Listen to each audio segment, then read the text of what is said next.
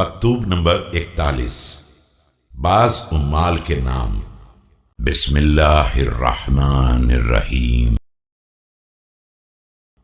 أما بعد فإني كنت أشركتك في أمانتي وجعلتك شعاري وبطانتي، ولم يكن رجل من أهلي أوثق منك في نفسي لمواساتي وموازرتي وأداء الأمانة إلي۔ اما بعد، میں نے تم کو اپنی امانت میں شریک کار بنایا تھا اور ظاہر و باطن میں اپنا قرار دیا تھا، اور ہمدردی اور مددگاری اور امانت داری کے اعتبار سے میرے گھر والوں میں تم سے زیادہ معتبر کوئی نہیں تھا۔ فلما رأيت الزمان على ابن عمك قد كلب والعدو قد حرب وأمانة الناس قد خزيت وهذه الأمة قد فنكت وشغرت، قلبت لابن عمك ظهر المجن ففارقته مع المفارقين۔ لیکن جب تم نے دیکھا کہ زمانہ تمہارے ابن ام پر حملہ آور ہوا ہے اور دشمن آمادہ جنگ ہے اور لوگوں کی امانت رسوا ہو رہی ہے اور امت بے راہ اور لاوارث ہو گئی ہے، تو تم نے بھی اپنے ابن ام سے منہ موڑ لیا اور جدا ہونے والوں کے ساتھ مجھ سے جدا ہو گئے۔ وخذلته مع الخاذلين وخنته مع الخائنين، فلا ابن عمك آسيت ولا الأمانة أديت، وكأنك لم تكن الله تريد بجهادك، وكأنك لم تكن على بينة من ربك۔ اور ساتھ چھوڑنے والوں کے ساتھ الگ ہو گئے اور خیانت کاروں کے ساتھ خائن ہو گئے، نہ اپنے ابن ام کا ساتھ دیا اور نہ امانت داری کا خیال کیا، گویا کہ تم نے اپنے جہاد سے خدا کا ارادہ بھی نہیں کیا تھا، اور گویا تمہارے پاس پروردگار کی طرف سے کوئی حجت نہیں تھی۔ وكأنك إنما كنت تكيد هذه الأمة عن دنياهم وتنوي غرتهم عن فيئهم، فلما أمكنتك الشدة في خيانة الأمة أسرعت الكرة وعاجلت الوثبة۔ اور گویا کہ تم اس امت کو دھوکہ دے کر اس کی دنیا پر قبضہ کرنا چاہتے تھے، اور تمہاری نیت تھی کہ ان کی غفلت سے فائدہ اٹھا کر ان کے اموال پر قبضہ کر لیں۔ چنانچہ جیسے ہی امت سے خیانت کرنے کی طاقت پیدا ہو گئی، تم نے تیزی سے حملہ کر دیا۔ واختطفت ما قدرت عليه من أموالهم المصونة لأراملهم وأيتامهم اختطاف الذئب الأزل دامية المعز الكسيرة، فحملته إلى الحجاز رحيب الصدر بحمله۔ اور فوراً کود پڑے اور ان تمام اموال کو اچک لیا جو یتیموں اور بیواؤں کے لیے محفوظ کیے گئے تھے، جیسے کوئی تیز رفتار بھیڑیا شکستہ یا زخمی بکریوں پر حملہ کر دیتا ہے۔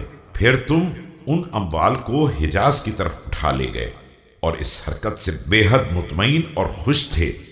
غیر متأثم من أخذه كأنك لا أبا لغيرك، حضرت إلى أهلك تراثك من أبيك وأمك، فسبحان الله أما تؤمن بالمعاد أو ما تخاف نقاش الحساب۔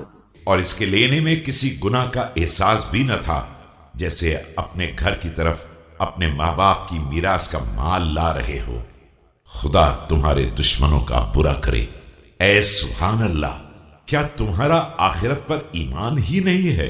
اور کیا روز قیامت کے شدید حساب کا خوف بھی ختم ہو گیا ہے؟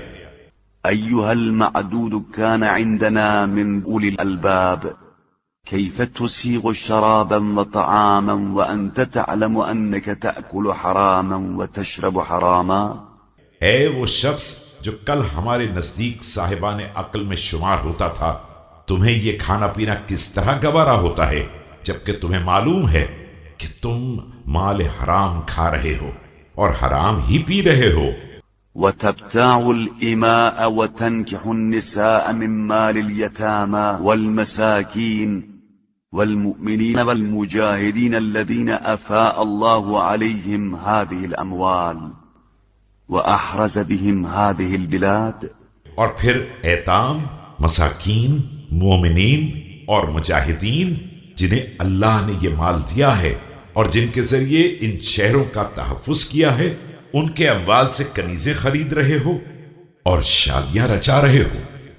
فاتق الله واردد إلى هؤلاء القوم أموالهم فإنك إن لم تفعل ثم أمكنني الله منك لأعذرن إلى الله فيك ولأضربنك بسيفي الذي ما ضربت به أحدا إلا دخل النار۔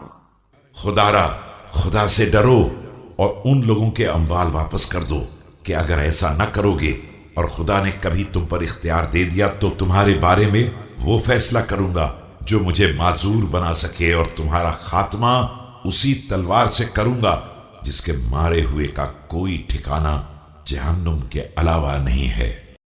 والله لو أن الحسن والحسين فعلا مثل الذي فعلت ما كانت لهما عندي هواده ولا ظفرا مني بإراده حتى آخذ الحق منهما وأزيح الباطل عن مظلمتهما۔ خدا کی قسم اگر یہی کام حسن و حسین نے کیا ہوتا تو ان کے لیے بھی میرے پاس کسی نرمی کا امکان نہیں تھا، اور نہ وہ میرے ارادے پر قابو پا سکتے تھے جب تک کہ ان سے حق حاصل نہ کر لوں اور ان کے ظلم کے آثار کو مٹا نہ دوں۔ وأقسم بالله رب العالمين ما يسرني أن ما أخذته من أموالهم حلال لي أتركه ميراثا لمن بعدي فضح رويدا فكأنك قد بلغت المدى ودفنت تحت الثرى۔ خدائے رب العالمین کی قسم میرے لیے یہ بات ہرگز خوشکن نہیں تھی اگر یہ سارے اموال میرے لیے حلال ہوتے اور میں بعد والوں کے لیے میراث بنا کر چھوڑ جاتا۔ ذرا ہوش میں آؤ کہ اب تم زندگی کی آخری حدوں تک پہنچ چکے ہو اور گویا کہ زیر خاک دفن ہو چکے ہو۔ وعرضت عليك أعمالك بالمحل الذي ينادي الظالم فيه بالحسرة ويتمنى المضيع فيه الرجعة ولا تحين مناص۔ اور تم پر تمہارے اعمال پیش کر دیے گئے ہیں اس منزل پر جہاں ظالم حسرت سے آواز دیں گے اور زندگی برباد کرنے والے واپسی کی آرزو کر رہے ہوں گے، اور چھٹکارے کا کوئی امکان نہ ہوگا۔